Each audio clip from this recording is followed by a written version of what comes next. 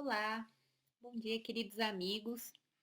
É com muita alegria que hoje eu estou aqui com vocês, incumbida com essa tarefa de partilhar um pouquinho desse conhecimento maravilhoso que eu estudo há tanto tempo e aprendo mais a cada dia, que de certa forma, de certo transformou essa minha reencarnação e por nada menos do que isso se consagrou para mim no meu sentido existencial.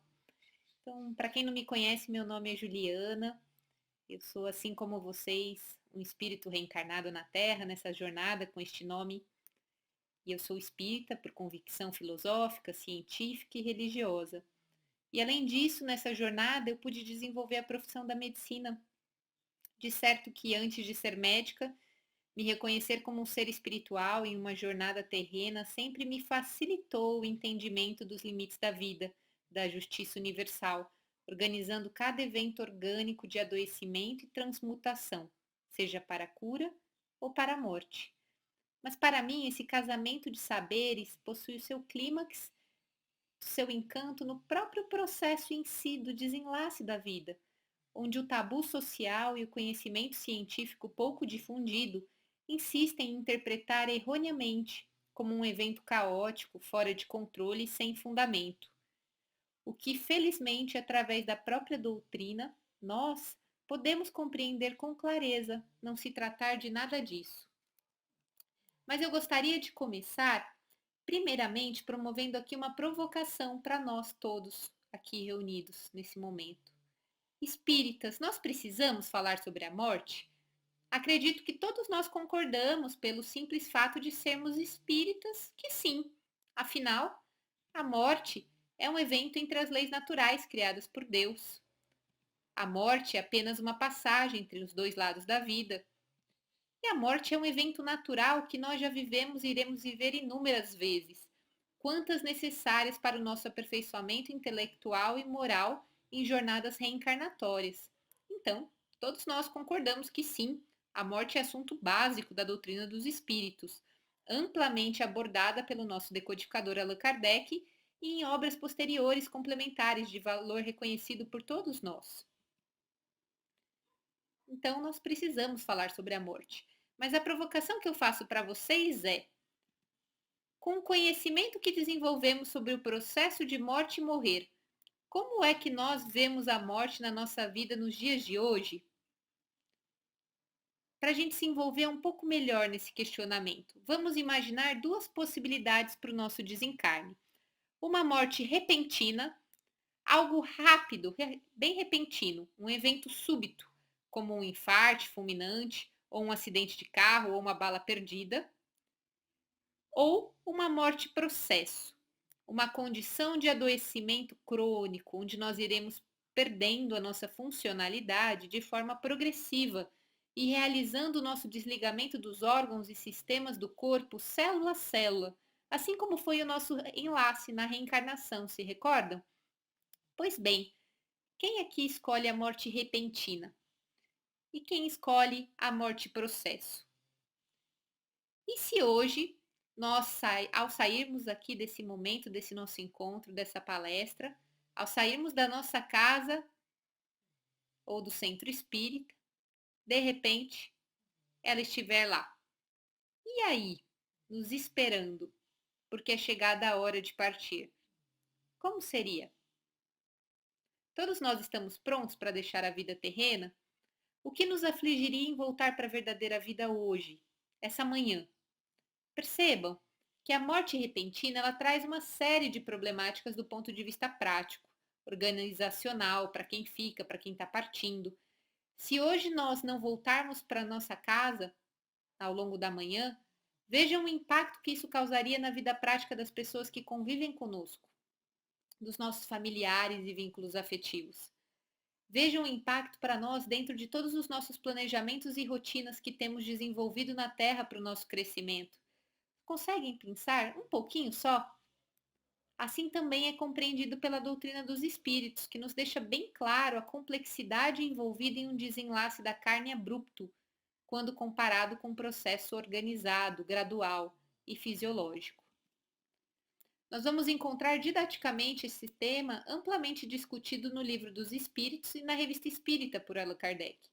Alguns trechos que eu trago para a gente exemplificar. Na morte natural, o desligamento se opera gradualmente, sem abalo. Frequentemente, ele começa mesmo antes que a vida se extinga. Na morte violenta, por suplício, suicídio ou acidente, os laços se rompem bruscamente. O espírito, surpreendido pelo imprevisto, fica como atordoado pela mudança que nele se opera e não compreende a sua situação. Está também o Livro dos Espíritos, na questão 155. Como se opera a separação da alma e do corpo? A libertação da alma e do corpo se opera gradualmente, com uma lentidão variável segundo os indivíduos e as circunstâncias da morte. Os laços que unem a alma ao corpo não se rompem, senão pouco a pouco. Mas então, por que nós temos medo da morte? Se, como espíritas, compreendemos que a vida continua, que nós estaremos voltando para nossa verdadeira casa, nossos projetos maiores, nossa família maior, por que nós ainda sentimos receosos com esse processo? A gente pode pensar que são muitos os fatores que nos impedem ainda de encarar o assunto morte e morrer com toda a naturalidade que deveria ser. Mas eu me proponho a separar de forma um pouco didática 3 grandes grupos de motivos para tornar um pouco melhor para o nosso entendimento. Vamos pensar assim? Um primeiro grande motivo, para a morte nos assustar é o apego. O apego com os projetos atuais, com os laços afetivos atuais, que nós obviamente não nos queremos nos afastar. Outro motivo é o receio do porvir, de como será o primeiro momento ao chegar no mundo espiritual. Se estarei frente a frente com algumas fragilidades do meu desenvolvimento moral que possam me deixar desconfortável. Porque a gente sabe que muitos de nós vamos ter que encarar, de forma desnuda tudo o que nós fizemos ao longo dessa vida. Todos nós vamos passar por isso. E isso também nos dá um receio na alma. E o que nós falamos muito pouco, não somente na nossa sociedade como um todo, mas também é um tabu no nosso meio espírita, é o medo do processo de morrer. Medo do sofrimento durante o adoecer e do sofrimento durante o desenlace da alma. E vejam, esse é um medo muito genuíno e justo, porque os dois acima, se nós desejarmos, nós vamos entrar em contato com substrato de informações e estratégias para nós desenvolvermos o nosso desapego, a aceitação da impermanência, a resiliência, a nossa fé. No entanto, quando nós falamos de sofrimento do corpo, frequentemente nós vamos cair em algum clichê, um lugar de um julgamento meio moralista, como, isso aí, ó, se precisar passar, vai ter que passar. Deve ter feito alguma coisa por merecer em outra vida, vai saber, né? Percebem que hoje em dia, com o conhecimento intelectual e moral que nós possuímos, nós não podemos mais julgar coerente aceitar o sofrimento do corpo físico quando está à nossa disposição estratégias para alívio do sofrimento.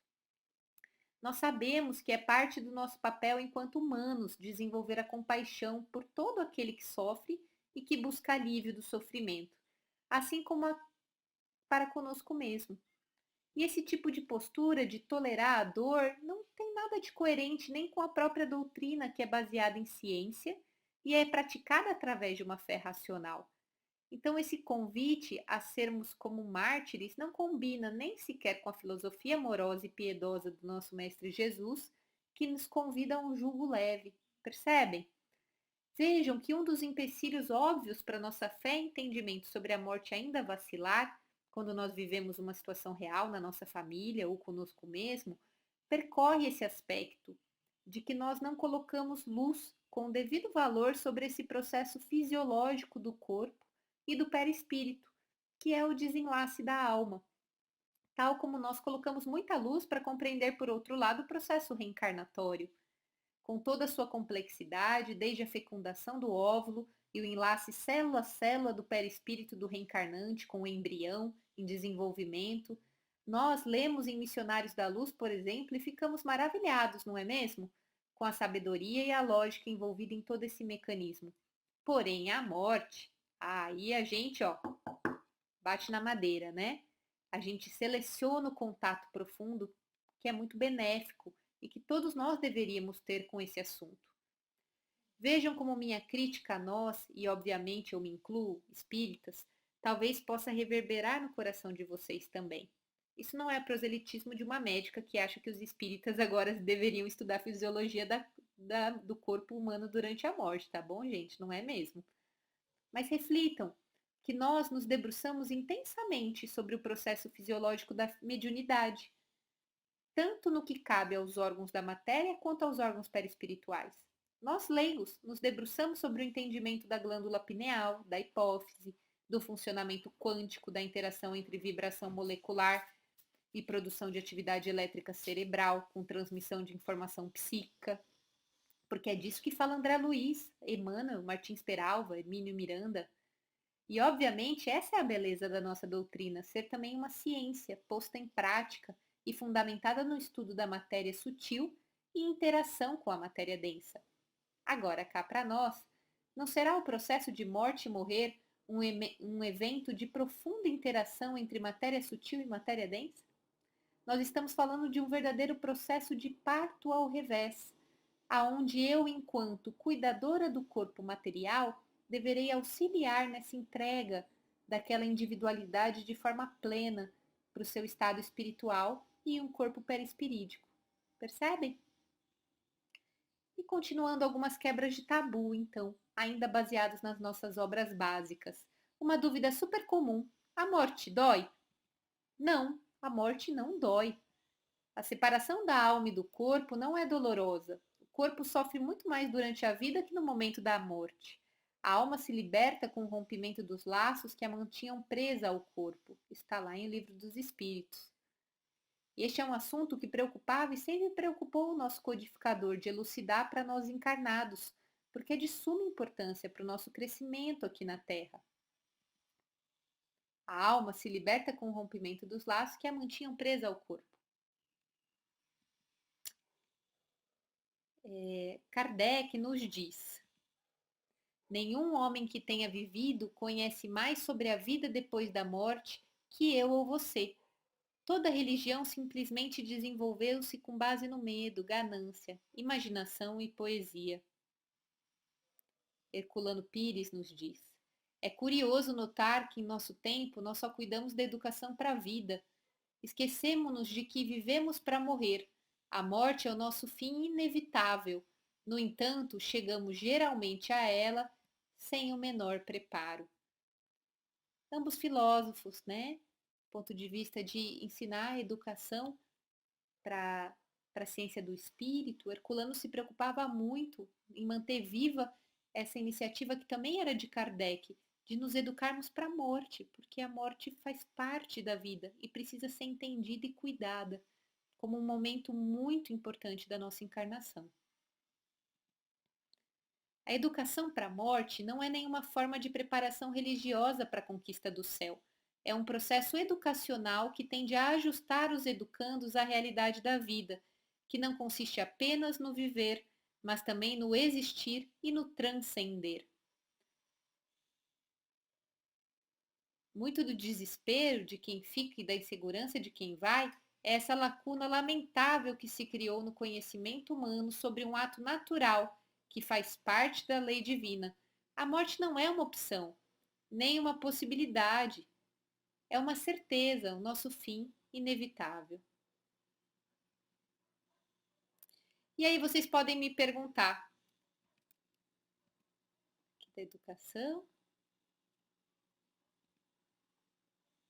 Ok, Ju, nós compreendemos que educação para a morte é um pilar importante dentro da nossa doutrina, em seu aspecto filosófico, e que deve se tornar também uma de nossas metas reencarnatórias. Afinal, é um momento muito sagrado que todos nós iremos passar, e desenvolver esse conhecimento tem absolutamente tudo a ver com o nosso aperfeiçoamento moral e desenvolvimento de uma série de virtudes. Mas o que cuidado paliativo, né, essa parte da medicina que cuida da morte, tem a ver com educação para a morte, tem a ver com o espiritismo? Eu diria para vocês que os cuidados paliativos é justamente um tesouro, uma daquelas poucas pérolas do conhecimento da ciência terrena que faz conexão direta, sem arrudeios, com o entendimento da ciência do espírito. Tanto que educação para a morte é também uma das ferramentas de atuação da medicina paliativa. E baseada nisso, eu quero partilhar um pouquinho com vocês desse mundo encantador que é este cuidado, porque ela se soma à nossa doutrina, reforça a nossa fé e demonstra através da ciência aquilo que André Luiz, que Kardec, que Herculano Pires já tentam nos ensinar. Bom, para começar, a palavra palio se origina do latim, que quer dizer manto, manto protetor. Esse cobertor que na época da Idade Média as pessoas utilizavam como um intuito simbólico de proteção sagrada de uma vida que poderia estar em risco e precisava cumprir a sua missão. Os palhos eram utilizados pelos cavaleiros, por exemplo, por guerreiros nas grandes cruzadas. Receber cuidado paliativo não significa que não há nada por fazer por você ou pela pessoa que você ama. Muito pelo contrário, isso simplesmente indica que o diagnóstico é de uma doença grave, que ameaça a vida, que uma equipe, juntamente com profissionais especialistas na doença, vão cuidar de você e de todo mundo que te cerca e te ama, porque sempre há muito o que se fazer. E é preciso cuidar de todos. Uma curiosidade, logo na Idade Média, nós vemos surgir as primeiras casas onde se praticavam cuidados paliativos. Eram chamados hóspices ou hospedarias. Esses locais, geralmente monastéricos ou casas doadas pela igreja com intenção caritativa de receber viajantes, moradores de rua, mulheres em trabalho de parto, pessoas adoecidas, enfim, qualquer indivíduo que estivesse naquele momento com a sua vida vulnerável, em risco, por isso precisasse ser protegido para conseguir cumprir a sua missão. Então havia uma conotação bastante religiosa mesmo, e sem relação com profissionais de saúde ou conhecimento científico envolvendo este cuidado. Naquela época se tratava mais de pura caridade descomprometida. Isso me faz lembrar das nossas primeiras casas do caminho, que sabemos ser a inspiração desse movimento, onde Pedro anuncia a palavra caridade quando era questionado pelos sábios sobre o que estava fazendo ao cuidar das feridas daqueles indigentes que ali se hospedavam, e ele dizia: eu estou cuidando com carinho. Entendemos que a palavra paliativo, há muitos séculos, tem sido utilizada para designar a proteção de uma vida em risco. Mas foi somente na década de 60 que se desenvolveu o que chamamos hoje por cuidado paliativo, a partir do movimento hospice moderno. Sempre que falamos de cuidado paliativo e filosofia hospice, falamos sobre Cicely Saunders, a fundadora do movimento hospice moderno. Para entender o que vai na alma dessa grande mulher, é preciso conhecer os seus sentimentos, tudo aquilo que mobilizou o seu sentido de vida e nos deixou esse lindo legado que hoje se conecta com a nossa doutrina espírita, através da ciência. Ao cuidar de você no momento final da vida, quero que você sinta que me importa pelo fato de você ser você, que me importa até o último momento da sua vida e que faremos tudo o que estiver ao nosso alcance, não somente para ajudá-lo a morrer em paz, mas também para você viver até o dia da sua morte. Nós não podemos curar você, mas continuaremos a cuidar de você. Então, a filosofia hospice trata-se de uma filosofia de ser no mundo, em como nos portar em nossa comunidade de forma comprometida com o cuidado de pessoas cuja vida se tornou vulnerável e com sofrimento. Essa prática filosófica propõe um novo paradigma também para assistência à saúde e assistência social. E esse paradigma é executado através de abordagem muito complexa de cuidados, denominada cuidados paliativos. Essa abordagem que se ocupa em prestar assistência ampliada para todo indivíduo portador de uma doença grave e a sua família, promove não só a prevenção, como o diagnóstico precoce e tratamento da doença e de reabilitação, mas tudo isso em associação com o controle do sofrimento. E esse modelo de cuidado tem que ser prestado para todo indivíduo portador de doença grave, independente do prognóstico, a partir do momento do diagnóstico da sua doença grave. Cuidado hospice, também conhecido na literatura como cuidados de fim de vida ou end of life care, corresponde aos cuidados que devem ser dispensados para o paciente que tem uma doença grave e para sua família nos últimos 12 meses de vida, quando sabidamente a doença grave não possui mais prognóstico de cura e sua história natural é previsível. Tal como em uma gestação, hoje nós compreendemos que a finitude trata-se de um processo fisiológico de modificações metabólicas complexas, ordenadas, determinando perda funcional progressiva, entre outras modificações no organismo, com a produção de sintomas característicos dessa fase. Os cuidados hóspices são os cuidados necessários que devem ser ofertados na fase da vida para o paciente e sua família. E existe uma fase durante o período hóspice denominada processo ativo de morte, onde, assim como no processo ativo de parto, ocorrem outras modificações bem características no organismo do paciente, impondo um diagnóstico claro, com sinais e sintomas objetivos, em que tratamentos corretos, por remédios farmacológicos e não farmacológicos, precisam ser implantados para garantir que o indivíduo não faleça em intenso sofrimento físico e que não haja adoecimento social, emocional e espiritual dele e de todos os envolvidos. O cuidado com o luto também tem que se iniciar antes da morte, desde o momento do diagnóstico e depois seguir com os familiares após o óbito. Sem cuidado paliativo, o que os trabalhos científicos mostram é que a cada um óbito seguem 9 pessoas adoecidas. É o pai que tem depressão, a mãe que desenvolve um câncer, o irmão com síndrome do pânico. Vocês já viram essa história, né? Sem cuidado paliativo, o processo de morte costuma envolver uma grande complexidade de sintomas e de sofrimento. Sem cuidado paliativo, o que a gente sabe cientificamente é que a morte tende a ser mais rápida, com menor oportunidade para despedidas e acolhimentos de todo mundo que está envolvido. E sem cuidado paliativo, a gente está deixando de prover um direito humanitário, segundo a Organização Mundial de Saúde. Essa era um modelo de assistência de saúde bem antigamente. Ele caiu por terra na década de 80 e que ainda nós encontramos vários profissionais de saúde assumindo esse formato de cuidado, por desconhecimento, que se perpetua através do nosso tabu social. Naquela época, compreendia-se que todo tratamento curativo para a doença deveria ser empreendido até que não restasse mais nenhum tratamento. E aí, quando os tratamentos paravam para a doença, começava uma fase de abandono do paciente e era erroneamente chamado de cuidado paliativo, até a morte. Um exemplo prático, vivido por mim, quando recebi uma ligação de uma senhora aos prantos me contando: doutora, eu estava com medo de te ligar e ainda estou, mas preciso de ajuda, não tenho ninguém para recorrer. O meu pai, há poucos meses, foi diagnosticado com câncer avançado de bexiga, num estágio incurável. Assim, nós acompanhamos com o médico dele, realizando todos os tratamentos de quimioterapia. Porém, ele sempre tinha muitas dores e sangramentos. Foi um sofrimento atrás do outro. Hoje, quando fomos na consulta, o doutor me disse: Dona Margarida, tudo o que havia para fazer pelo seu pai eu já fiz. Agora não há mais nada, só cuidado paliativo. Não é por menos que a sociedade continue a imaginar o cuidado paliativo como abandono dos tratamentos e final das esperanças. Eu imagino que a dona Margarida me visualizava do outro lado do telefone com uma foice nos braços. Recordando que o doutor do pai de dona Margarida é um profissional de saúde que, assim como eu, possivelmente não foi capacitado para cuidar, estruturar um plano terapêutico proporcionalizado, centrado na pessoa, que possa garantir prevenção, controle e tratamento de sofrimento e de sintomas durante todo o tratamento da doença, independente da cura ou não. É por isso que ele reproduz um modelo da década de 80.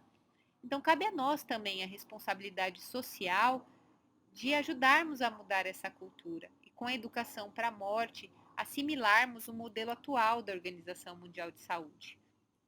Sairmos desse modelo e entendermos que o alívio do sofrimento, o entendimento da morte como um processo natural da vida, ele começa desde o diagnóstico. A arte em propiciar a qualidade de vida em todos os contextos de adoecimento grave. A Associação Médica Espírita possui uma linda cartilha sobre o assunto, sobre a ligação fundamental entre a filosofia espírita e a filosofia hóspice, e como nós precisamos compreender a morte como um processo natural da vida, sendo essa ferramenta um caminho.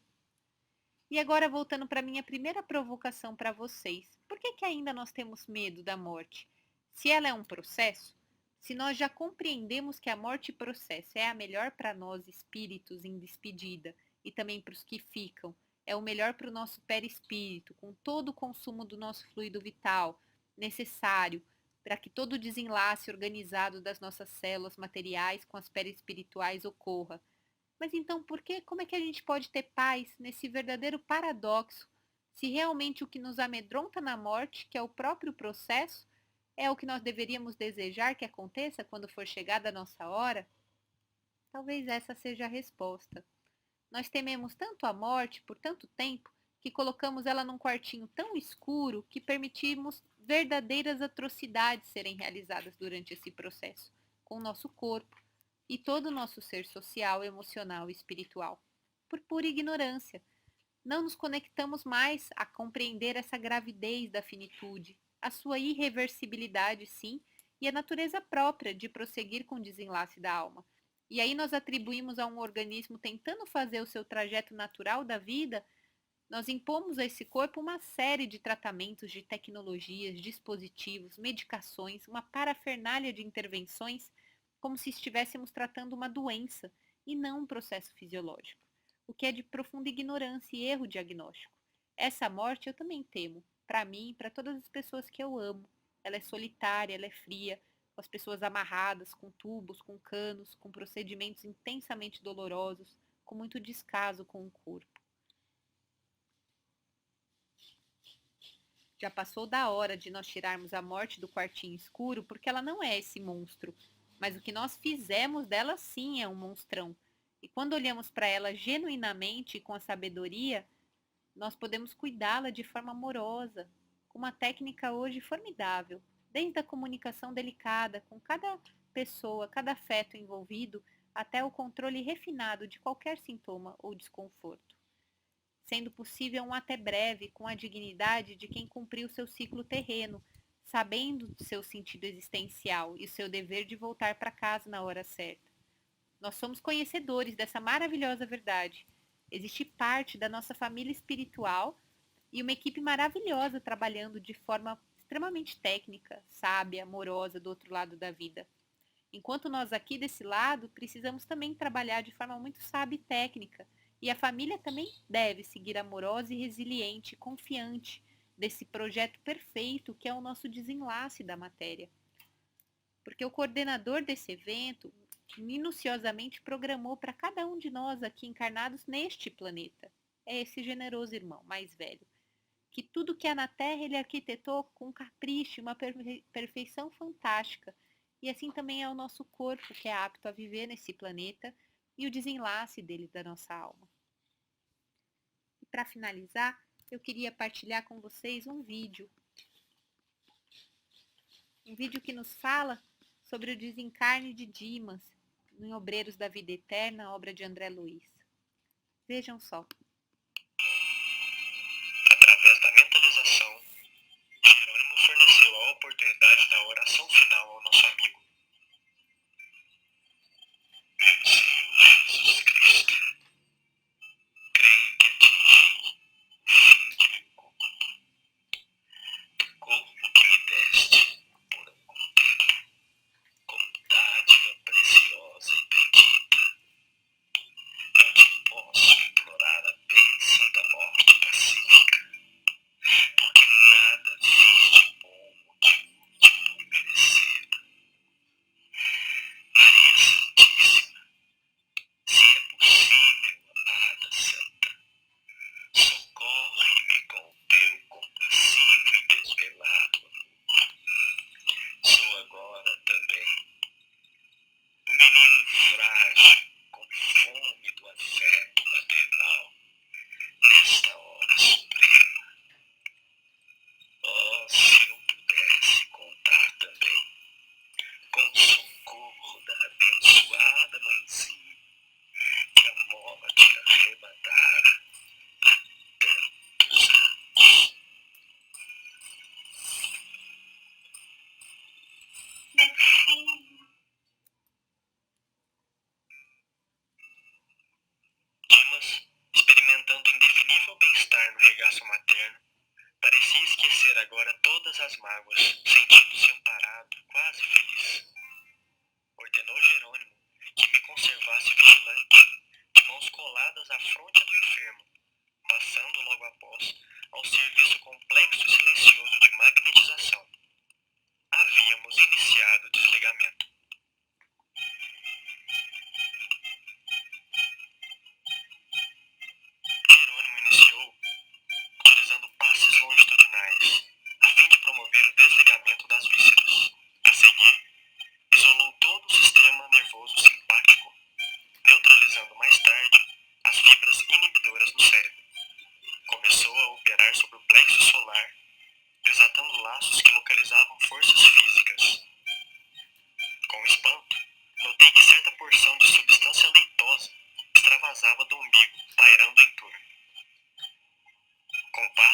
concentrado sobre o tórax, relaxou os elos que mantinham a coesão celular no centro emotivo, operando sobre determinado ponto do coração.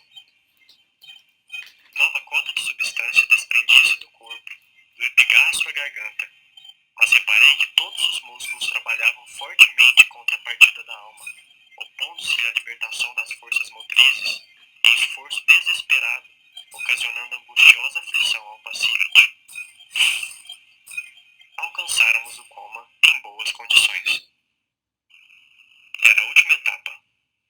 Concentrando todo o seu potencial de energia na fossa romboidal, Jerônimo quebrou alguma coisa que não pude perceber com minúcias, e brilhante chama violeta dourada desligou-se da região craniana, absorvendo instantaneamente a vasta porção de substância leitosa já exteriorizada.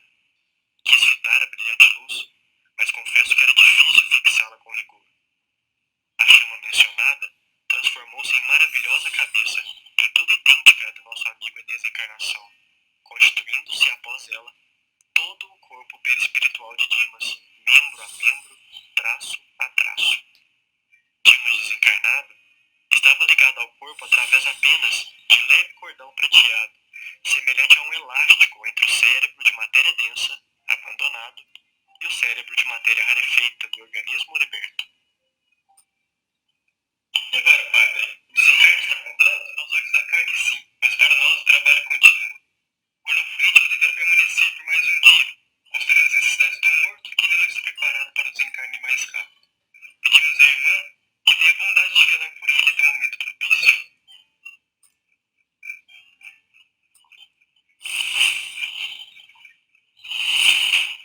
Devido aos méritos adquiridos, foi permitido que Dimas tivesse defesas pessoais, mas a residência conservava-se à mercê da visitação de qualquer classe.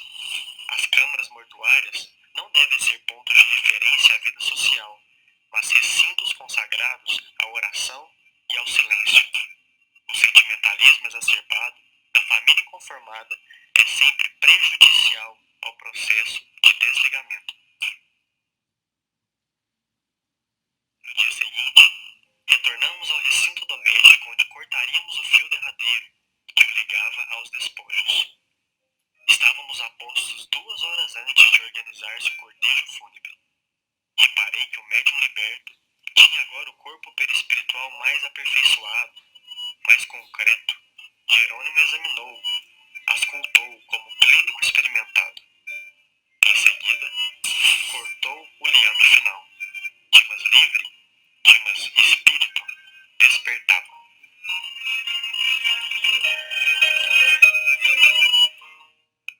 Mãe?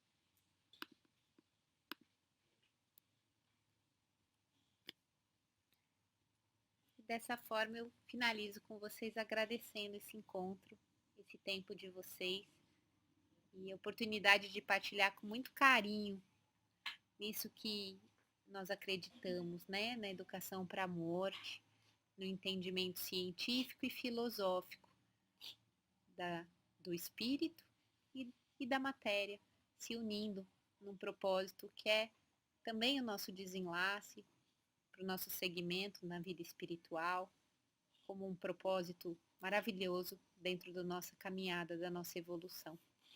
Gratidão.